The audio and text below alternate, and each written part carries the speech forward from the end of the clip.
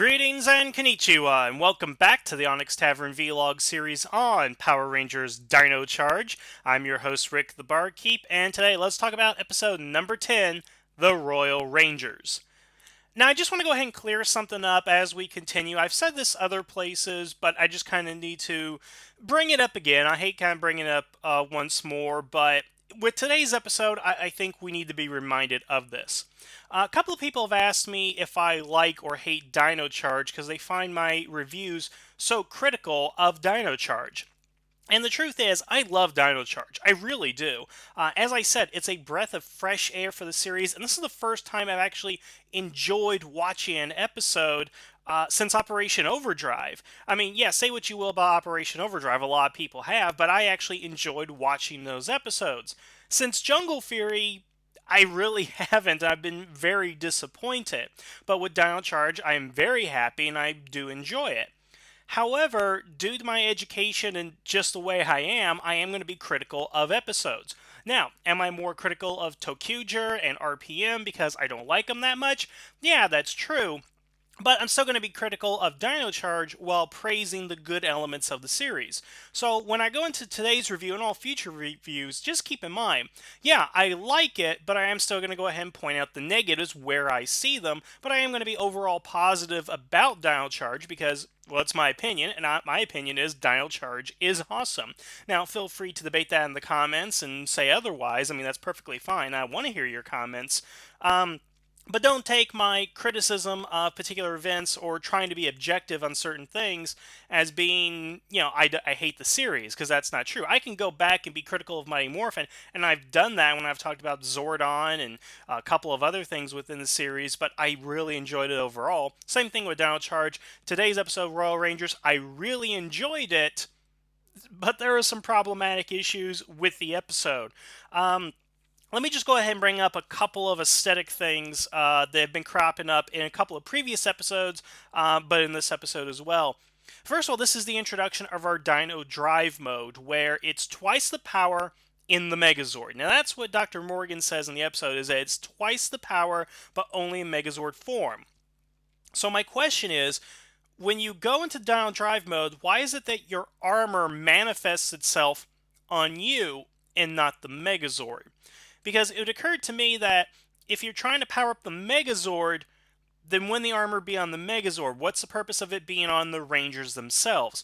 Now, this is similar to what happened in Samurai and Super Samurai with the, Super Mega Samurai mode, or whatever it was called there. But it was an alternate form in the cockpit, but it really didn't have any bearing on what was happening. We got to, Shogun mode, and that's something that was like, the more powerful Zord and all that. I get that. But I don't understand the purpose of the Dino Drive mode within the Megazord cockpit when it's supposed to power up the Megazord, make it more powerful. Now, the only thing I assume is happening here is that the Rangers themselves are like electrical conduits or themselves batteries to power the Megazord, which would go ahead and make sense, except for the fact that they do put their guns or their Energems or the Dino Chargers in the guns, which then they put into the holsters, and that's what powers it. So it's not like the Rangers themselves are acting as batteries like with the Life Force Megazord. That's two different things here. So I don't particularly understand the purpose of Dino Drive mode, and don't tell me it's to sell toys. I mean, again, this is from an in-universe perspective I'm trying to go ahead and do here. But again, the Dino Drive mode doesn't make any sense. Also, this is something that's been cropping up, particularly in this series, and I think it's probably shown up in previous ones, but why do we have to name all the attacks we have here? I mean, in the battle, we have the Stego Shield Block, the Stego Punch, and the Parazord Blast. Why can't it just be shoot 'em or fire? Why does it have to be Parazord Blast? Why do we have to give it a proper name? And Stego Punch? I mean, yeah, Falcon Punch is awesome, but Stego Punch. I mean, it's odd here, and even the villain Fury did it, where it was like, I think it was like Terror Blade Charger Attack or something. Why do you feel the need to narrate your attack and give it a proper name? That's just really odd here, and I don't particularly understand it. Now, a couple of other things that don't get too much into the plot, and I'll talk about once we get in there. Is this the first episode? I think it's maybe like the second time that Shelby has interest in Tyler, and she goes along with this whole scheme because, well, she likes Tyler, and that was kind of kind of odd the way that was presented, but it wasn't offensive or anything like that. Um, Oh, and Julian. Oh my goodness, we got to talk about Julian here because that does piss me off, and I'm going to talk about that. All right, so what's going on in this episode? So once again, we're continuing on to find the gold charger, I keep getting the chargers and the energems mixed up, and it's really easy to if you go through this. But okay, here's the thing. So the energems are what give the powers, and of course the chargers are what control the Zords and the Morphin stuff like that. Okay, I got that. So we're continuing to find the gold energem, and at the same time this is happening, the museum, which seems more like a natural history museum than a museum, is bringing artifacts in from Xandar, which is apparently a European country fictitious to the Power Rangers universe. Not unlike, say, Latveria and Marvel Comics, or what's a place in DC that I'm trying to think of that was always in the DCAU.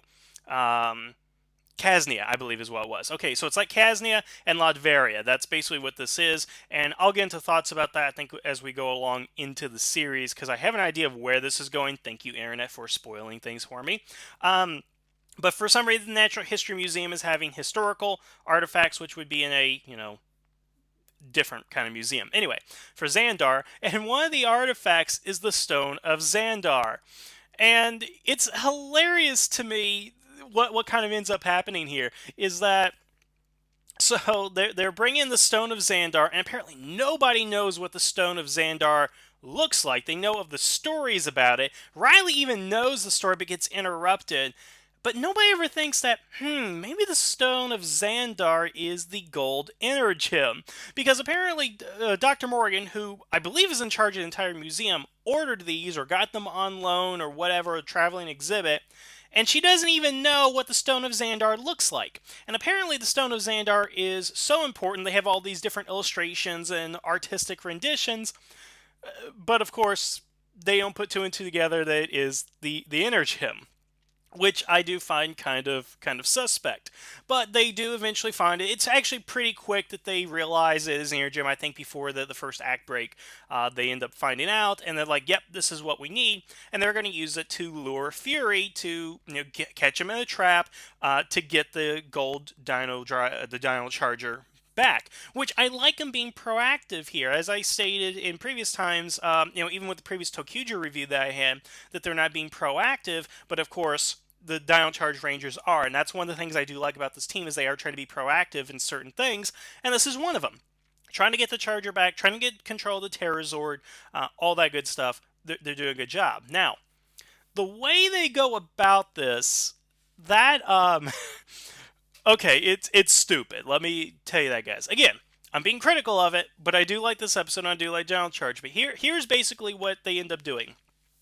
They plant a fake news story that the Prince and Princess of Xandar are going to be showing up into Amber Cove, and that they're going to be displaying the Stone of Xandar, the gold Energem. And they rely on the fact that Poisandra is watching the television, and Fury would somehow be watching it too, to get wind of this. They give this little PR press conference thing where they're just like pretending to be royalty so they can draw out Fury, and Fury falls for the trap.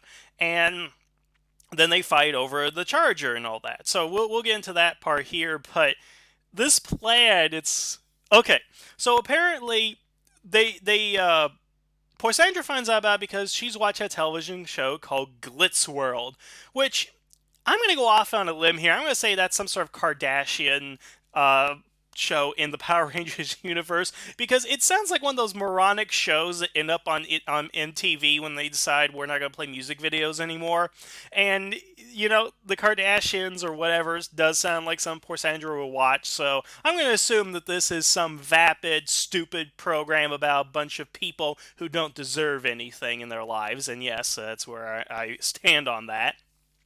But, Chase actually points out that I know she'll be watching that. And I'm like, how do you know that? I went back and listened to a dialogue, and I'm just kind of like, where did you come up with that? I don't know. Maybe because she knows that Poisandra's vapid and the show is just as bad.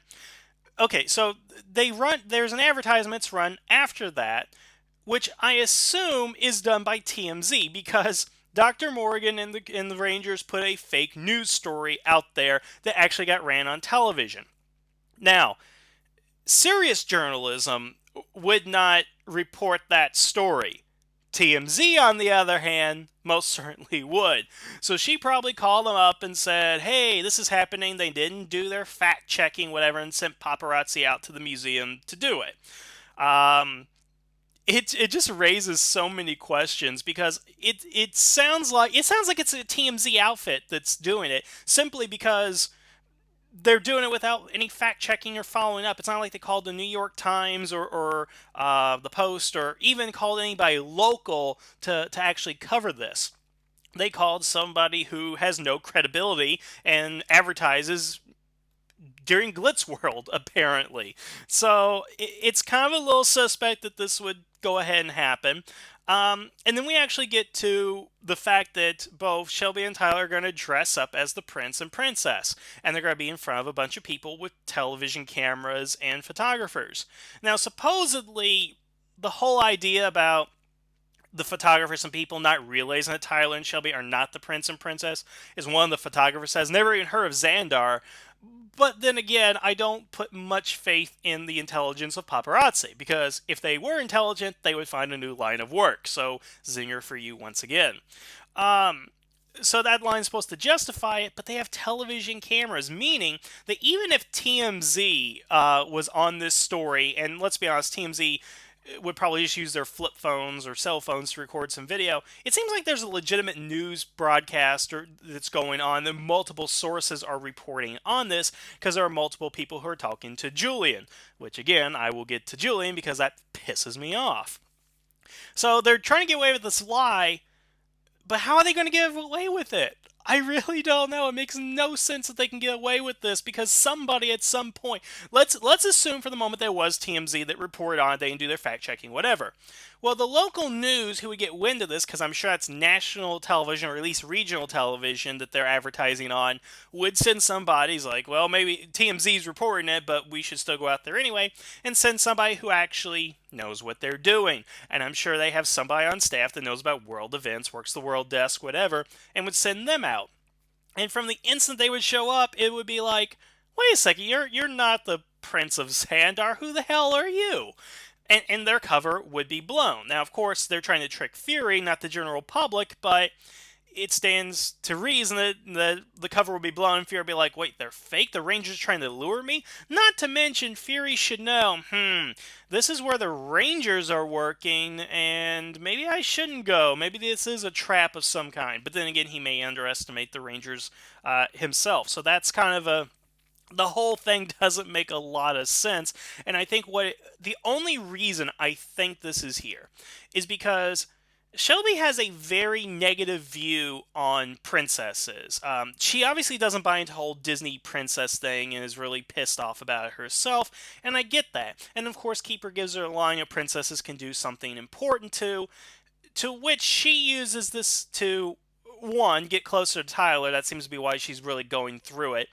By the way, that scene where she throws a shoe at Chase, that's hilarious. And you look like cotton candy. That's hilarious too. Okay, they're really good at making me laugh in these episodes. But then she uses her influence to help her friend Julian, which again, I'm going to talk all about Julian here in a minute, which to me is just the dumbest thing she can go ahead and do. And apparently the lesson she learns is, yeah, you can do good things, when I don't think she fully understands what a princess is and what a princess does, and the fact that princesses become queens and all that. I mean, if you're trying to make a commentary about the Disney princess thing and how culture views princesses and all that, that's one thing, but you really don't follow through on that. And that's what kind of bothers me about this episode, is they don't follow through on that so much, and the lesson learned is very superficial, very easy, and again, very dumb. And again, I will talk about that. I know I really want to talk about it, but I actually got to get through the episode and a couple of other things here. So again, that plan is rather dubious. It is, I would call it the weak point of the episode, but again, there's something much worse in this episode. And then at the end, this is what's okay. So the Rangers get the best of Fury. He's about to hand over the charger to Tyler, but then he spazzes out, and that gold thing that's in his chest comes out. And I've already figured out what is happening, and I'm sure you have too. And if you've already watched the episode, you know what's going to go ahead and happen. This is obviously what they did from the Sentai counterpart.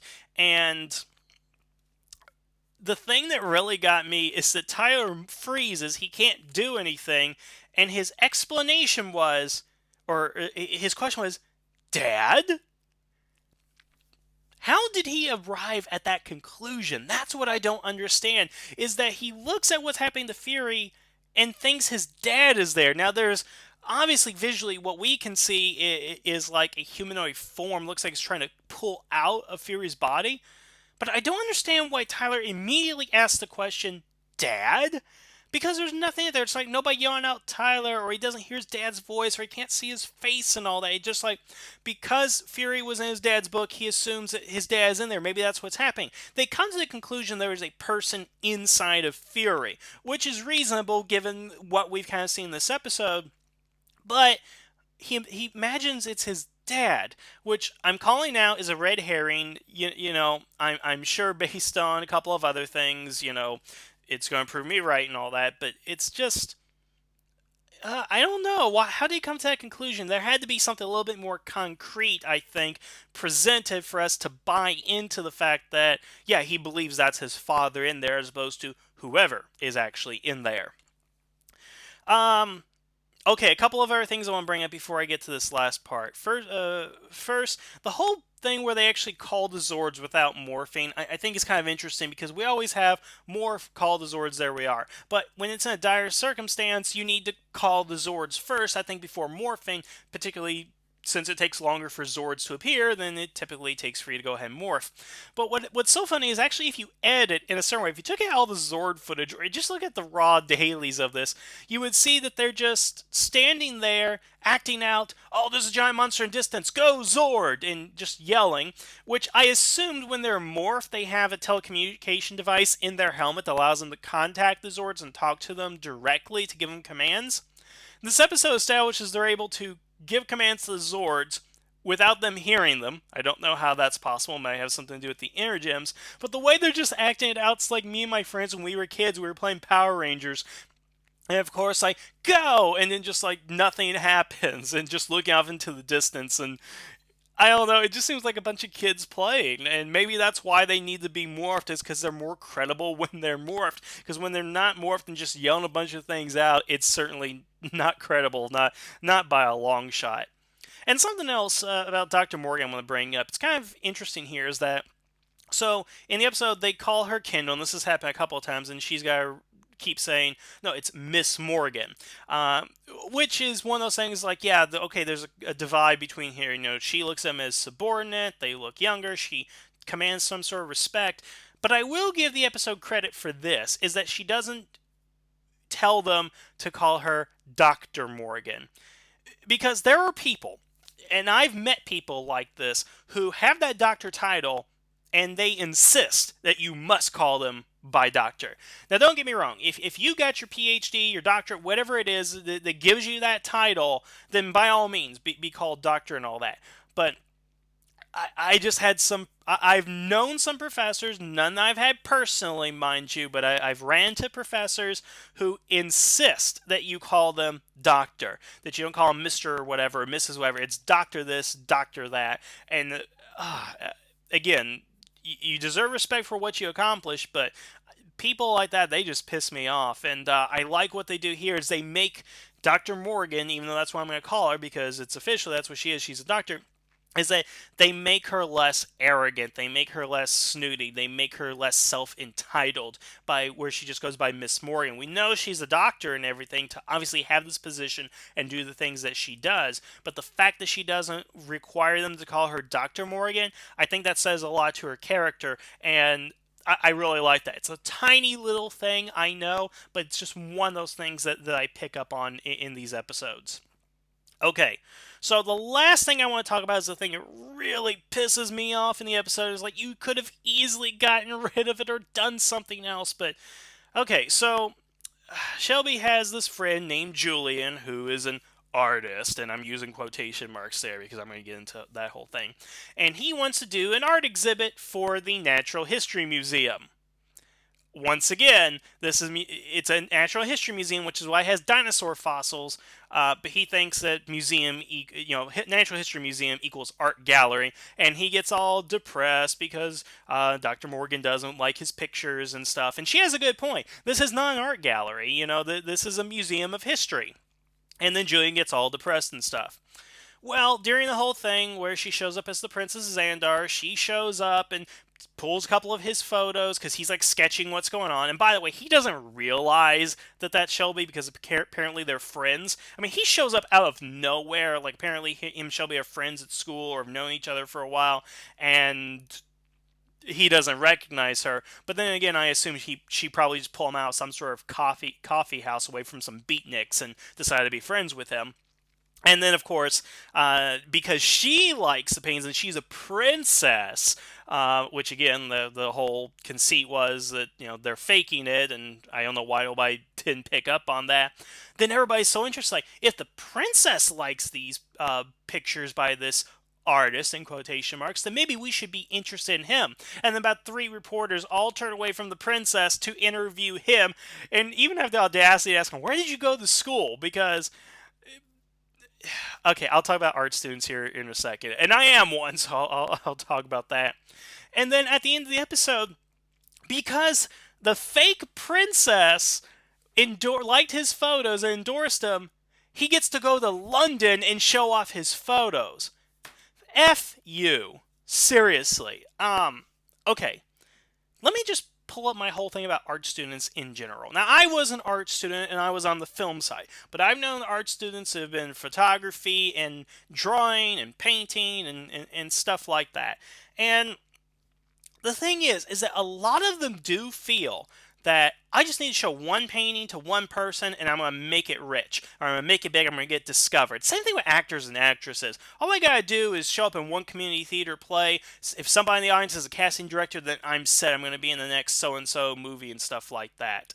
And this Julian guy, the way he is portrayed is that he does seem like one of those kinds of art students and all that, is that he just wants attention. If he gets the attention that he wants, then he's going to make it big.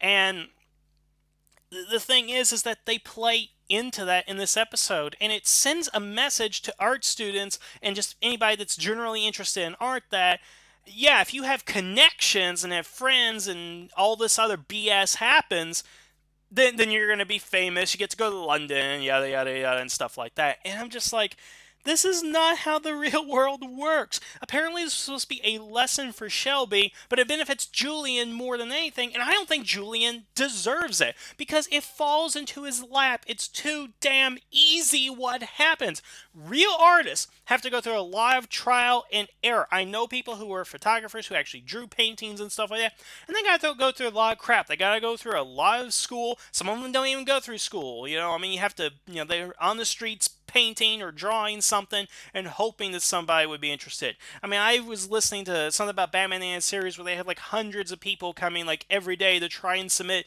portfolios and resumes to be an artist on the show. I mean, it's a very difficult life. And the thing is that they make it sound so easy, and they make him it's just like I'm getting so frustrated. I can't put my words together for this. It just pisses me off so much that this guy gets everything he wanted through no effort of his own. Now, don't get me wrong. He's an artist. He can draw. But so can a million other people. But what if you replaced him with anybody else? What if you replaced him with me, for example? You know what my artistic skill is in actually drawing? Is stick figures. And not even good stick figures. So what if it was me out there and I was drawing stick figures and stuff, and the princess was like, oh, look how amazing this stick figure is. I would assume the same damn thing would happen, and I would get called to London for, hey, we want to see your stick figure art and everything. I'm just... He's getting something he doesn't deserve, and he's played up as this artistic doofus and everything. And it really bothers me. I don't know why it really does. Maybe I think what really does bother me is that they make it so easy, and you're giving this to an impressionable audience as well. I mean, why couldn't Julian be somebody who's interested in science, in math, in education, something, or history? I mean, he wants to go to a museum. Maybe he wants to be involved with the Xandar exhibit, or he's a historian of some kind that wants to bring his essay forward. He wants to read it to the public, or something like that, or his thesis from college. You know, Power Rangers can influence people. I mean, if you look at the numbers prior to August 1993, the number of children that were enrolled in karate, and the number of children who were enrolled in karate after August of 1993, I guarantee you there's a significant spike there. You can encourage people through the show, but what you're encouraging here is that with little effort and dumb luck and knowing the right people, you can succeed as an artist. That's basically the message that it's trying to go ahead and show. And I hate that message. I really do. Because you know what? As somebody who's been searching for jobs for a long time, and through my hard work able to get where I am today, I hate it when people with dumb luck or certain circumstances like that are just thrown into this situation. And I'm going to link this back to Glitz World and what I believe is the Kardashians, because look at the Kardashians. What did they do? What did they earn? What makes them so special? Nothing, but they got millions of dollars. For what? For nothing.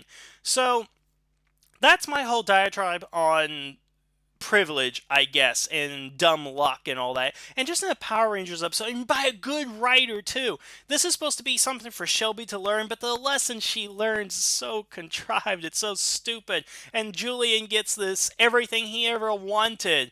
I mean, I don't know. Maybe it's sour grapes because, again, I'm an artist and I've had to go through a lot, and I hate seeing people who have to go through nothing to basically get where they are and make it big. That does piss me off, and it should piss you off too, because if you guys work hard and you don't get what you think you deserve or something, and then the Joe Schmo next to you who just puts in minimal effort and knows the right people and they get whatever, yeah, it's really pathetic. So okay, so there we are. So, despite being critical, because again, I had to point this out at the beginning, I did like this episode. If we just eliminated Julian altogether, it would have been a better episode. And that whole plot thread, whatever, and stuff. But as far as the episode goes, it's a decent episode. It's good. I enjoy it within the series, and I'm interested to see where we go next with this. So, until next time, and definitely leave your comments below. I definitely want to know what you guys think about this episode, and what do you think of the Julian subplot? Because again, it pisses me off. Does it piss you off? Let me know in the comments below. Otherwise, I want to thank you guys for listening. Have a good evening, and the tavern is now closed.